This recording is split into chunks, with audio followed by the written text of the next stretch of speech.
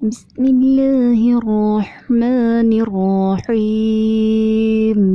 شروع اللہ کے نام سے جو بڑا مہربان نہایت رحم کرنے والا ہے۔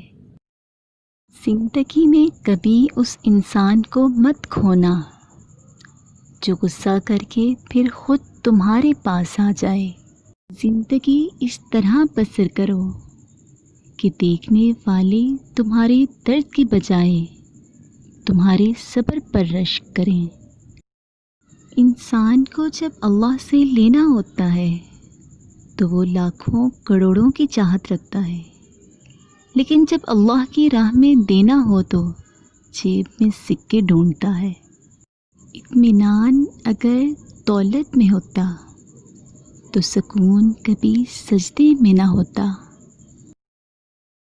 یہ اس دنیا کا کڑوا سچ ہے کہ جب آپ ناکام ہوں گے تو لوگ آپ پر ہنسیں گے، آپ کا مذاق اڑائیں گے، لیکن جب کامیاب ہو جائیں گے تو یہی لوگ آپ کے پیچھے بھاگیں گے۔